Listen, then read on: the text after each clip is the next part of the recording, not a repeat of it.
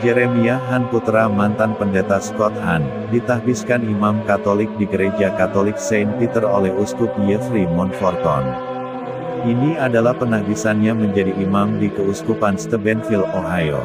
Selain Jeremiah, ada juga saudara laki-lakinya Joseph Hahn yang juga dalam pembinaan imamat di Saint Paul Center for Biblical Theology. Scott Hahn adalah seorang profesor teolog dan pendeta Presbyterian yang anti-Katolik. Scott Hahn selama bertahun-tahun menentang gereja Katolik, bahkan bekerja keras untuk membuat umat Katolik meninggalkan gereja. Melalui proses yang panjang, melalui banyak studi dan doa yang cukup lama, akhirnya ia menemukan gereja Katolik Roma adalah gereja yang sejati berdasarkan kitab suci. Bukan hanya Scott bersama istri serta keluarga menjadi Katolik. Mereka sekarang melayani dalam gereja Katolik. Banyak pendeta yang akhirnya mengikuti jejaknya meninggalkan profesi mereka sebagai pendeta, dan bergabung dalam keluarga besar gereja Katolik. Mereka membawa banyak umat Katolik yang telah meninggalkan gereja kembali menjadi Katolik. Dan berbagai pelayanan mereka dalam berbagai bentuk menjadi berkat bagi gereja dan umat Katolik. Ratusan pendeta dan ribuan umat bergabung ke gereja Katolik membuat Scott Hahn dijuluki kebalikan Luther.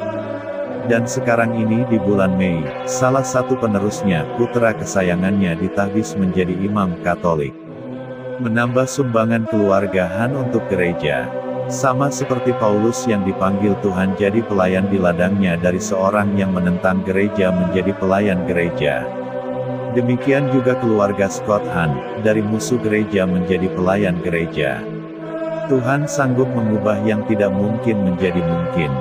Kisah keluarga Hahn memberitakan kebesaran kuasa Tuhan di zaman kita. Sebelum kita lanjut, jangan lupa tekan subscribe dan tekan loncengnya untuk mendukung pelayanan kami, dan agar tidak ketinggalan video kami yang lainnya. Catholic Credo Channel.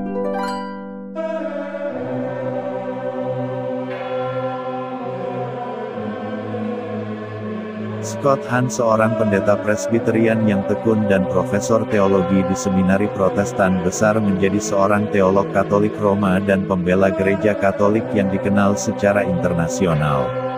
Melalui pembelajaran dan doa, Scott Hahn menyadari bahwa kebenaran gereja Katolik berakar kuat di dalam Alkitab.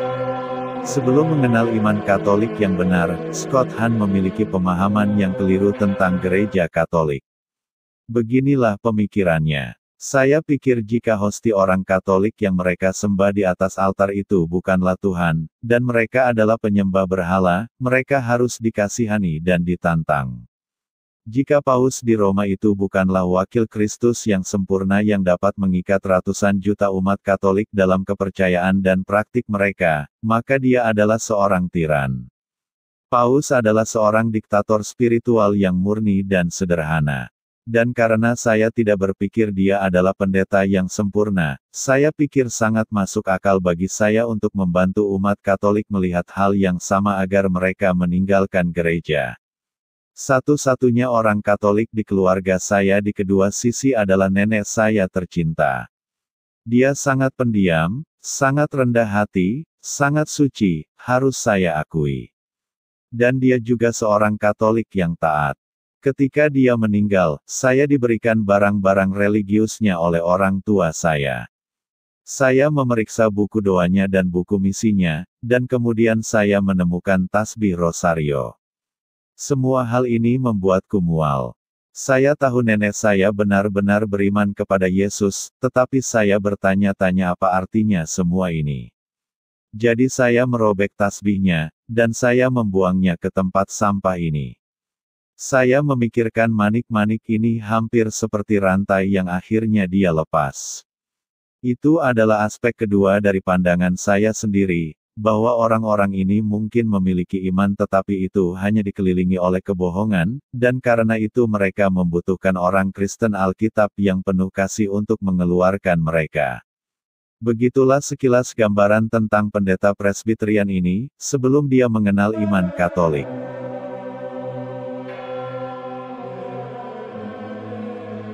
Dalam bukunya Rome Sweet Home tertulis bahwa salah satu faktor penting di balik konversinya adalah penelitiannya tentang apa yang ia lihat sebagai kunci Alkitab, yaitu perjanjian. Hal ini dipandang sebagai suatu ikatan suci kekerabatan yang mengantar manusia ke dalam suatu relasi keluarga. Allah menetapkan serangkaian perjanjian, dan perjanjian baru, ditetapkan oleh Yesus Kristus sebagai penetapan keberadaan suatu keluarga yang tersebar di seluruh dunia. Menurut Han, keluarga baru tersebut dikepalai oleh Kristus dan Sri Paus adalah Perdana Menteri, yang telah diberikan kunci kerajaan olehnya, suatu proses yang ia yakini adalah juga terkandung dalam perjanjian lama. Han berupaya untuk memperlihatkan bahwa Gereja Katolik, dengan pimpinannya yang disebut Bapa Suci, adalah keluarga yang tersebar di seluruh dunia sesuai deskripsi dalam Alkitab, sementara doktrin-doktrin Protestan seperti sola fide dan sola scriptura adalah tidak biblis karena tidak didapati dalam Alkitab. Dalam pandangannya, Alkitab menekankan perlunya perbuatan dan juga karitas atau karya cinta kasih, demi iman yang menyelamatkan yaitu pembenaran, dan karenanya keselamatan diperoleh. Ia juga menunjuk gereja sebagai tiang penopang dan dasar kebenaran, 1 Timotius bab 3 ayat 5. Han berpindah keyakinan secara resmi ke iman Katolik pada perayaan Paskah tahun 1986 di Milwaukee, Wisconsin. Kebalikannya Luther adalah julukan untuknya, karena sejumlah besar pendeta Protestan dan akademisi Alkitab mengikuti jejaknya beralih keyakinan ke iman Katolik. Istri Han, Kimberly, mengalami suatu proses konversi yang serupa tidak lama kemudian, bergabung dalam persekutuan penuh dengan Gereja Katolik pada perayaan Paskah tahun 1990 di Joliet, Illinois. Buku Rome Sweet Home mengisahkan proses konversi mereka bersama-sama. Scott Han dan Kimberly memiliki 6 anak, dan 18 cucu.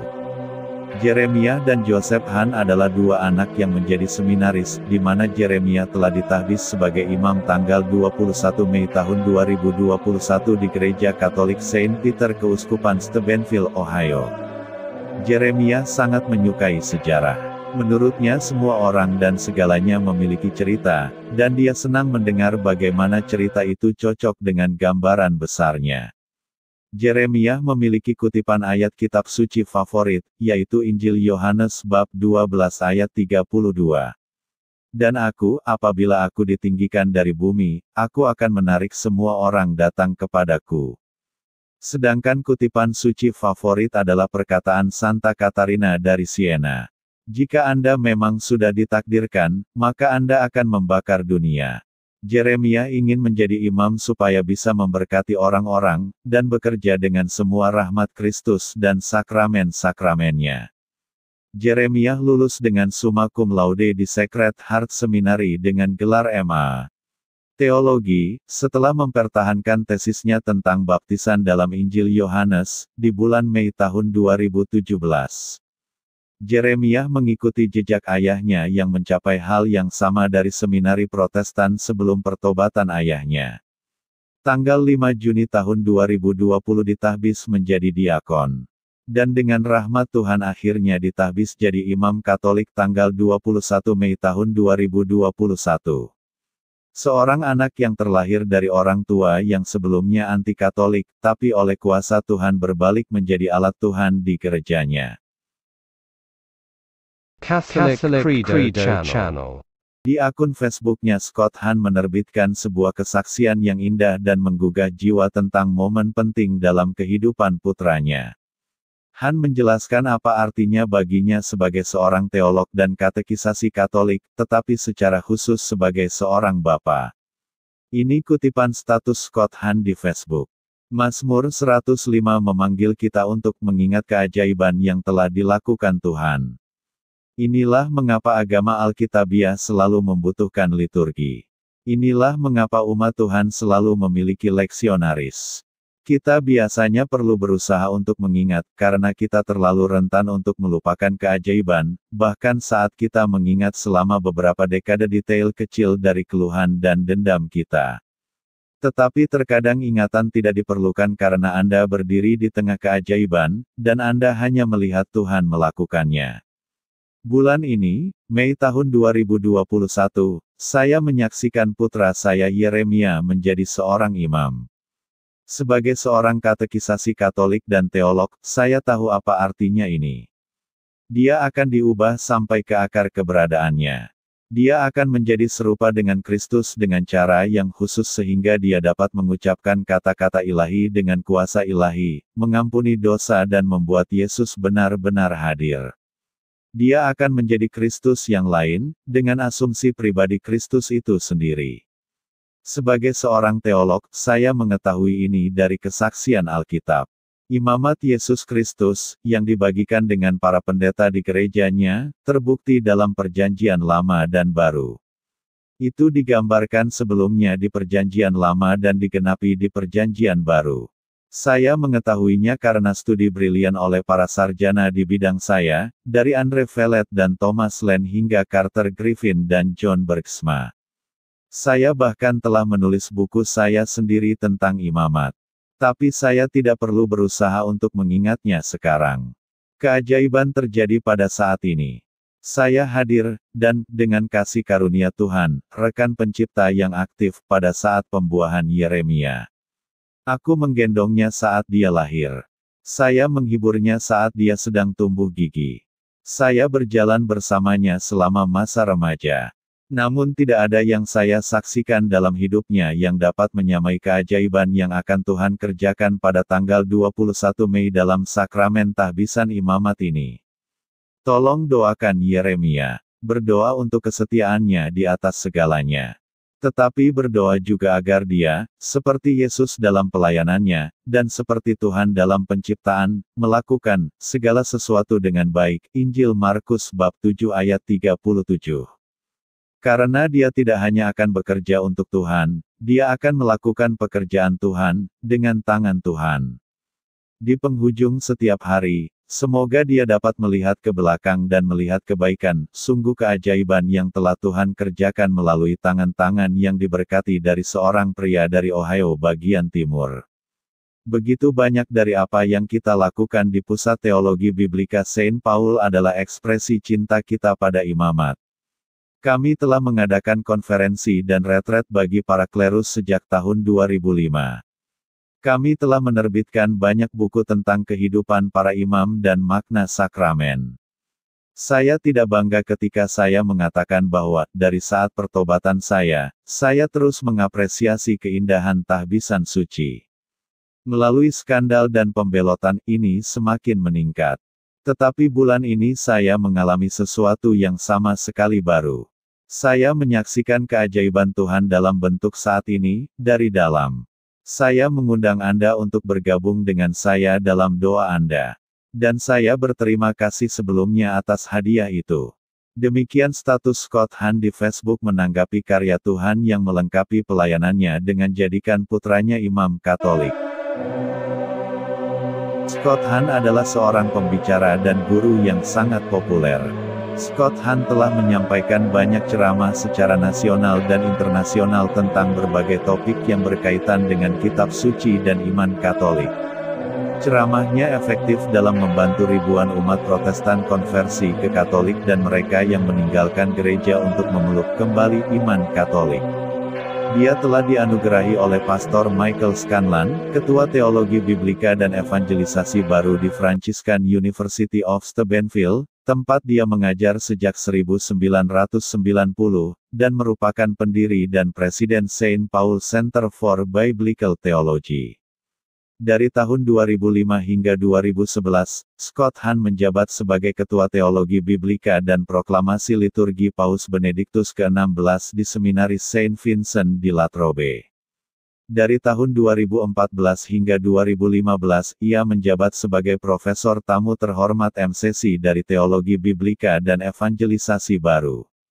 Universitas Saint Mary of the Lake di Mundelein. Scott Hahn juga penulis buku terlaris dari banyak buku yang ditulisnya, termasuk The Lamb's Supper, Reasons to Believe, dan Home Sweet Home. Jangan lupa subscribe, share, dan hidupkan lonceng.